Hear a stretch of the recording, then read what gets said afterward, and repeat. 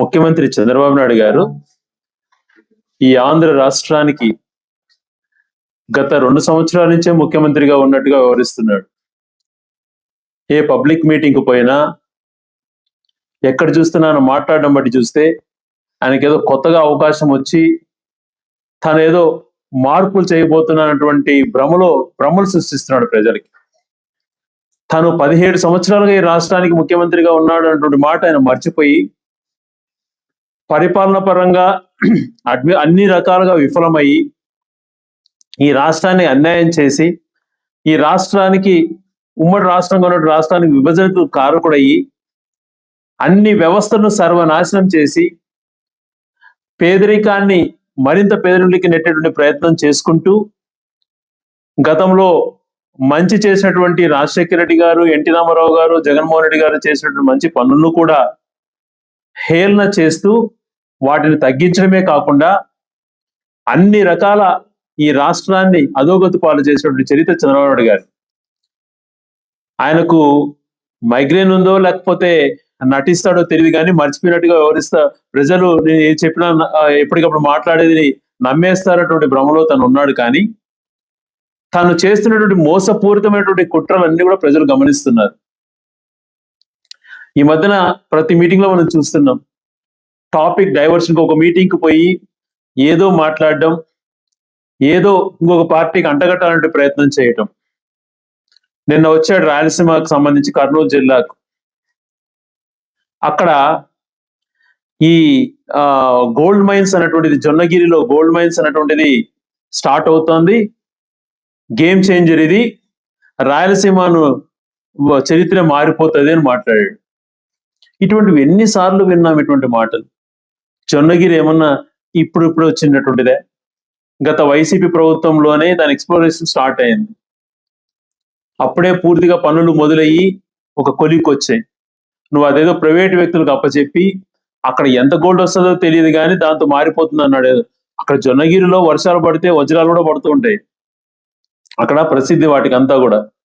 ఎంతో కొంత ఒక కేజీ గోల్డ్ ఎంతో అక్కడ దొరికితే దాంతోనే మా భవిష్యత్తులో మారిపోతాయా? ఏం చెప్పాలని ప్రయత్నం చేస్తాడో తెలియట్లేదు. దానికి పక్కనే రాయచూరు దగ్గర హట్టి మైన్స్ అనేటువంటిది ఎన్నో సంవత్సరాల నుంచి అక్కడ జరుగుతోంది. చిన్న కుగ్రామం లాంటి ఒక పల్లెలో. అక్కడ వాళ్ళ జీవనశైలి ఏమైనా మారిపోయిందా? ఎప్పుడు ఏదో ప్రజలకు భ్రమలు సృష్టించి ఆ భ్రమలో బతికేయటం అలవాటు పడ్డాడు. ఒక ముఖ్యమంత్రిగా రియాలిటీగా ఉండాలి. చేసేటువంటి పని అప్పటికప్పుడు కనపడే విధంగా, ప్రజలకు మేలు జరిగే విధంగా వ్యవహరించాలి. అది ఏ రోజున నువ్వు ఆలోచన చేసావా? ఏ విషయంలో అయినా కూడా ఏదో జరిగేది, అంతకుముందు జరిగే దాంట్లోకి వెళ్ళేది, బిల్డప్ చేసేది, దీంతో మీ భవిష్యత్తులో మారిపోతాయి, ఈ ప్రాంతాన్ని ఇదైపోతుంది అని మాట్లాడుతున్నాడు. అదే కొత్తగా 17 సంవత్సరాల నుంచి రాష్ట్రానికి అన్ని రకాల అన్యాయం చేసిన వ్యక్తి. ఇరిగేషన్ పరంగా, వ్యవసాయ పరంగా, ఇండస్ట్రీస్ పరంగా అన్ని రకాలుగా గొంతు కోసినటువంటి వ్యక్తి మళ్ళా ఏదో కొత్తగా ఆయనకు అవకాశం వచ్చినట్టు, ఈయన ఏదో చేయబోతున్నట్టు ఇతర పార్టీలను ఎప్పుడు కూడా పర్సనల్ గా విమర్శిస్తూ మాట్లాడుతున్నాడు.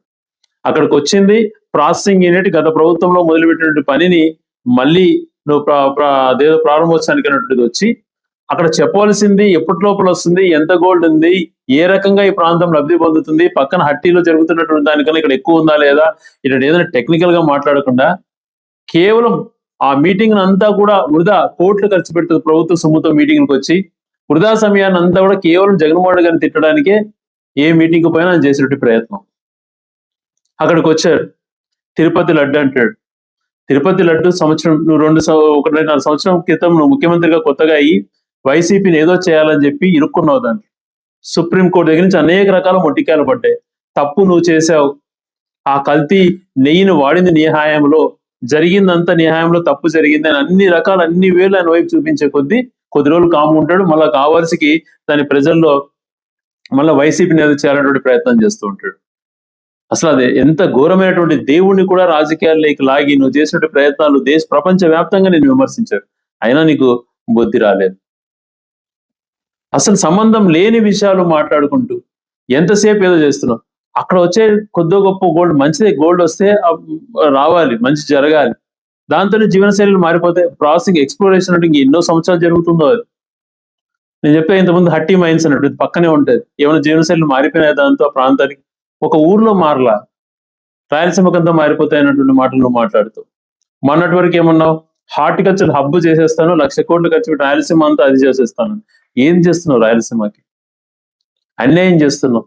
గతంలో దివంగత ముఖ్యమంత్రి రాజశేఖర రెడ్డి గారు ఆ పోతిరెడ్డి పాడు చేసి ఇక్కడ అనేక ప్రాజెక్టులు ఆయన హయాంలో నిర్మాణం జరిగినాయి కాబట్టి, జగన్మోహన్ రెడ్డి హయాంలో అవి పూర్తిగా రూపకల్పన చేసి ఫుల్ ఫ్లెడ్జ్ గా నీళ్లు నిలబెట్టుకోగలిగినాం కాబట్టి, ఈ సంవత్సరం వర్షాలు పడకపోయినా రైతులు కొద్దో గొప్ప పంట డ్యాముల కింద పంట వేసుకునే పరిస్థితి కలిగింది.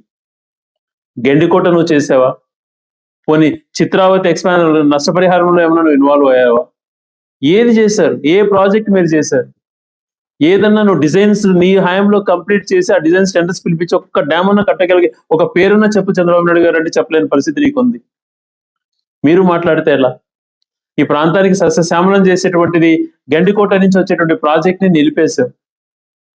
ఇంకా మా జీవనాధారం రాయలసీమకు గేమ్ చేంజ్ అన్నా ఇంకోటి కావాలన్నా గతంలో పోతిరెడ్డి పాడు ఎలా ఉంటుందో అలాంటిది రాయలసీమ లిఫ్ట్ ఇరిగేషన్. దాన్ని టేకప్ చేయవాయా అంటే దాని గురించి పక్క రాష్ట్ర ముఖ్యమంత్రితో కొల్లుడయ్యి మన ప్రాంతానికి మంచి జరుగుతుంటే ఆ పక్క రాష్ట్ర ముఖ్యమంత్రి యొక్క మెప్పు కోసం ఆయన ఆన్ ది రికార్డ్ అసెంబ్లీలో చెప్పాడు, నేను బాబు గారితో చెప్పి ఆపించాను అని చెప్పి. ఆ ప్రాజెక్ట్ ఆపి అక్కడ సెట్టింగ్ వేశారంటవా? రాయలసీమ లిఫ్ట్ ఇరిగేషన్ ఎంత మాత్రం ఎంత పూర్తయిందో ఒకసారి వచ్చి చూడు, నువ్వే వచ్చి చూడు. పెండింగ్ వర్క్స్ నువ్వు చెయ్యి, కంప్లీట్ చేయి నీకు నిజంగా చిత్తశుద్ధి ఉంటే. దాంతో మా ప్రాంతానికి భవిష్యత్తు వస్తుంది అంతో ఎంతో. ఈ ప్రాజెక్టులు ఏదైతే గెండికోట నుంచి చేసామో ఆ ప్రాజెక్ట్ కంప్లీట్ చేయి, లేకపోతే రాయలసీమ లిఫ్ట్ ఇరిగేషన్ మా జీవన శైలిలో మార్పులు వస్తాయంటే అట్లాంటి ప్రాజెక్టులు అవుతే మాకు మార్పులు వస్తాయి. అవి గత ప్రభుత్వంలో టేకప్ చేశారటువంటి దురుద్దేశంతో దాన్ని ఆపేసేసి మళ్ళీ విమర్శ చేయడం, దాంతో ఆ ప్రాజెక్ట్ ఏం ఉపయోగం ఉంది అని చెప్పి. ఈరోజు హార్టికల్చర్ అన్నటువంటిది రాజశేఖర హయాంలో ఫ్రీ కరెంట్ ఇవ్వటం వలన ప్రతి ఒక్క రైతు ఇరిగేషన్ పరంగా వృద్ధి చెందారు. ఆయన పెట్టినటువంటి ఎన్ఆర్జీఎస్ వల్ల మామిడి తోటలన్నీ ఇవ్వటము, ఆ చెట్లు నాటుకోవడానికి కూడా ఆయన ఇచ్చినటువంటి డబ్బుతో రాజశేఖర్ గారి పిల్లలు స్టార్ట్ చేసినట్టు ఆ స్కీమ్ వల్ల బ్రహ్మాండంగా మామిడి తోటలు డెవలప్ అయినాయి. ఇప్పుడు ఏం జరుగుతోంది?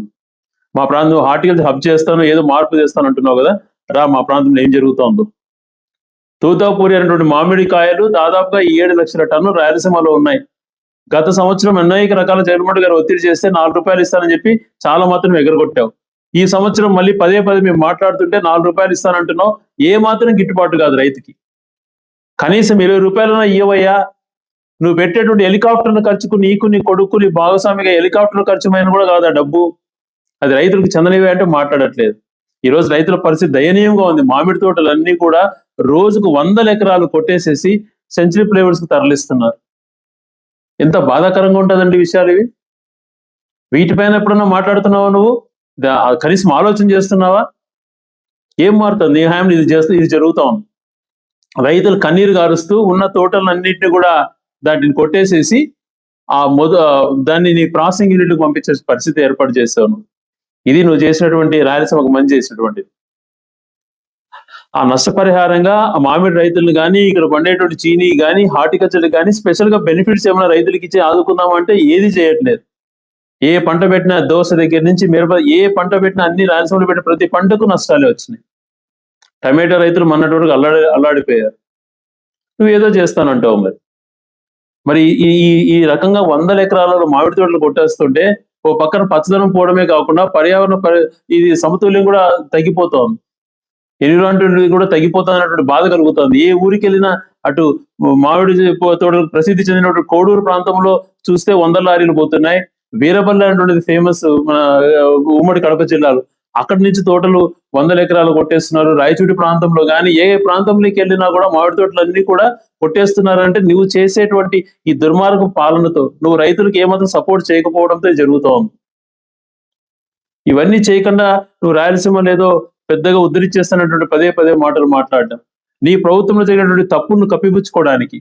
ఉదాహరణకి ఒక మనిషిని, సాయికృష్ణ అటువంటి వ్యక్తిని అత్యంత దారుణంగా మీ యొక్క వ్యవస్థలలో మీరు ఉపయోగించుకొని మీ యొక్క లావాదేవీల కోసం ఎవరెవరు కాంప్రమైజ్ అయ్యారో అవి మీరు ఆ దారుణంగా ఆ మనిషిని చంపేసేసి కనీసం శవం కూడా లేకుండా చేసినటువంటి పరిస్థితి మీ హాయంలో ఇప్పుడు మీ టైంలో మనకు జరిగింది. ఆ కన్న తల్లి కనీసం బూడిదన్నా ఇవ్వండి అంటే బూడిదిచ్చే పరిస్థితుల్లో కూడా లేదు. డెడ్ బాడీలు కూడా లేకుండా చేసేటువంటి పరిస్థితి కల్పించి సిగ్గు లేకుండా కోర్టును కూడా తప్పుదో పట్టించే విధంగా మేము వెతికి పట్టుకొస్తాం, 29 వరకు టైం తీసుకుంటాం, వీళ్ళకి తెలిసి చంపేస్తారు అన్నటువంటి విషయాలు.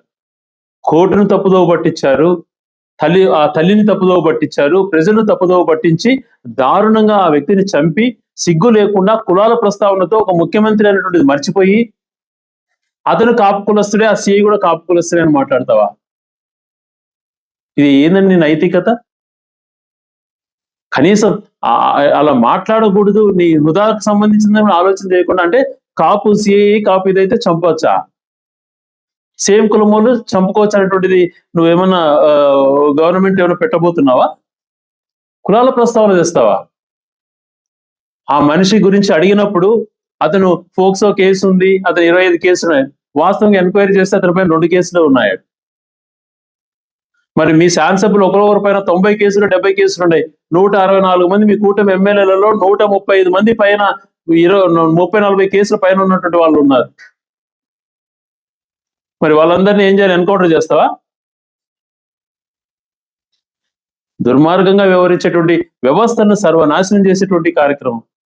కోర్టులంటే భయం లేదు, న్యాయ వ్యవస్థను గౌరవించేది లేదు, చట్టాలను గౌరవించేది లేదు. అన్ని తమ పరిధిలోకి తీసుకొని ఇష్టానుసారంగా వ్యవహరిస్తూ దోపిడీ ఏకైక మార్గంగా. మళ్ళీ మాట్లాడుతున్నాం రాయలసీమ గురించి పదే పదే. ఇక్కడ బ్రహ్మాండంగా రూపుదిద్దుకున్నటువంటి మెడికల్ కాలేజీలు కళ్ళ ముందర కట్టినట్టు ఎంతో మంచిగా ఉన్నాయి. ఆ మెడికల్ కాలేజీని స్టార్ట్ చేయలేక, ఆ మెడికల్ కాలేజీని ఈర్ష్యతో వాటిని మూతపెట్టి ఇక్కడ ఉన్న ఎక్విప్మెంట్ తరలిస్తున్నవే సిగ్గు లేకుండా. ఏం చెప్పాలి? గతంలో మాకు సంబంధించినటువంటి హంద్రీనివాకు సంబంధించిన ప్రాజెక్ట్ లో లిఫ్ట్ కూడా తీసుకెళ్లి నువ్వేదో లిఫ్ట్ కి పెట్టాలని బయట ప్రాంతాలకు తరలించావు. ఇక్కడ హాస్పిటల్కి వచ్చిన ఎక్విప్మెంట్స్ తరలిస్తున్నాం. మా ప్రాంత వాసుల రాయలసీమ ప్రాంత చిరకాల కోరికలైనటువంటి నంద్యాల జిల్లా జగన్ హయాంలో ఏర్పడింది, తిరుపతి జిల్లా జగన్ గారి హయాంలో ఏర్పడింది, పుట్టపర్తి పేరుతో సత్యసాయిబాబు పేరుతో ఏర్పడిన జిల్లా. మాకు ఏర్పడిన ఒక జిల్లాను కూడా దాన్ని నిర్వీర్యం చేసేసి కడప జిల్లా ఏర్పడిన రాయచూడి ప్రాంతం నిర్వీర్యం చేసే జిల్లాను తరలించావు. అక్కడ ప్రజల మధ్యన చిచ్చు పెట్టావు. నువ్వేం చేసావు? రాయలసీమకి ఒక్కటన్నా చేపట్టావా? రాజశేఖర్ గారి పీరియడ్ లో శ్రీ సిటీ లాంటి అనేక ఇండస్ట్రియల్ హబ్స్, కొప్పర్తి లాంటి ఇండస్ట్రియల్ హబ్స్ వచ్చినాయి. నీ హయాంలో ఏమన్నా ఒక్కటన్నా చేసావా? వాటిని నాశనం చేయాలని చూస్తున్నావు. అన్ని రకాల రాయలసీమ ప్రజలు గొంతు కోసి ఈరోజు ఏదో చేయబోతున్నాను.